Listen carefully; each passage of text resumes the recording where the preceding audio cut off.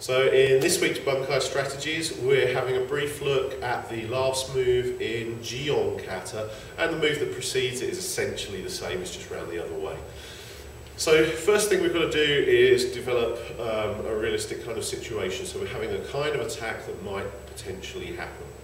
And because we're stood this way around, we'll have a right hand reaching out for the lapel, and you just think to yourself, what would I do here? Well, the JION kata has a particular paradigm, and that's to slide and take.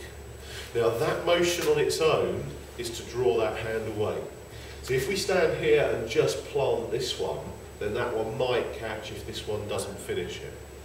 By doing this, we take that away. Now he's got to punch across his own arm, which is A, harder, and B, I still have more room for manipulation to prevent that from happening. And at the same time as this is pulling, this is shooting out. And we drop down into a horse riding stance, sideways on. So when we push through this way, you can see that the penetration is a lot deeper than if I just touch to here. If I just punch to here, I might do some damage, but by pressing out and stretching across, we get to work all the levels of how far we want this to go. So on one level, we've got that we just break a bone. We just smash this and punch as hard as you can. On another level, you've got that all we need to do is take his balance and say, all right, let's have a word now. What is it you're actually intending to do? Cut it out, and all the rest of it that we might say. And on another level, you've got, okay, what I really want to do now is shut this thing down. And so we'll go to sleep if we're not very, very careful. Okay, and all that we did for that was that as this is on, reach through here, cut across here, take the gi, my forearm, my wrist is being pushed into the neck here, the leverage is there on the hand, on the gi.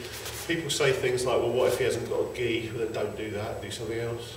The fact of it is though, if there's anything to grab, coat, jacket, shirt, vest even, will the vest rip? Yeah, quite likely, but the fact that you're dealing with a piece of cloth that goes around the back of the neck and is secured on this side by the pressure from your own hand means that you're not really that terribly worried. You know, it's going to pull, but so what?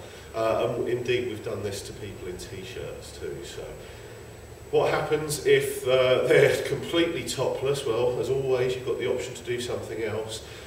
Sometimes we hesitate from showing this kind of thing on camera, but I think for just this one, very quickly, as we link into here and pull here, we might just come into here like this and seize it that way. But we're probably best leaving that subject to talk about another day.